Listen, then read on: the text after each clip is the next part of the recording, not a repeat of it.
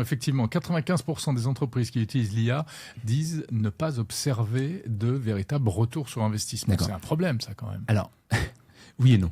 Oui et non, parce que déjà, quand tu regardes, et je me suis tapé toute l'étude, donc quand tu regardes déjà, et qui est très honnête, c'est une étude très honnête dans le sens où ils disent qu'il y a quand même beaucoup de biais, dans le sens où, c'est pas toutes les entreprises, c'est quelques entreprises qu'ils ont regardé. En plus, c'est du déclaratif sur certains, ils ont été voir sur les sites internet, et on sait bien qu'aujourd'hui, l'IA est un avantage compétitif, donc je vois pas une entreprise qui aurait trouvé le secret sauce aller le mettre publiquement pour tout le monde. Donc il faut quand même tempérer ces chiffres-là. Après, on met pas en cause l'outil, on met en cause la mise en exécution de cet outil.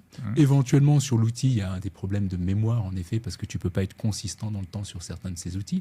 Mais grosso modo, aujourd'hui, c'est plus un problème d'exécution, de compréhension, de regarder comment tu te sers de cette valeur, plutôt que est-ce que l'outil fonctionne ou ne fonctionne pas. C'est pas ça le vrai sujet. Exécution, ça veut dire quoi? Ça veut dire qu'on l'utilise pas forcément au bon endroit. Oui, je prends un exemple très simple. Je mets 107 ans à me décider, et puis d'un seul, je prends des licences...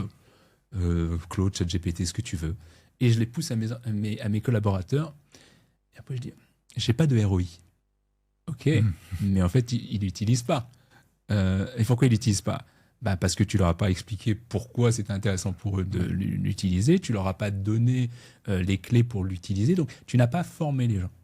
Et en fait, c'est un peu comme le gars qui va acheter une voiture électrique, donc qui va payer un peu plus cher, mais qui n'a pas prévu dans son garage de pouvoir la recharger, qui n'a pas prévu au bureau de ne pas pouvoir la recharger, et qui a un moment une superbe voiture, mais l'utilise pas parce que c'est pas pratique et il a pas su comment changer ses habitudes.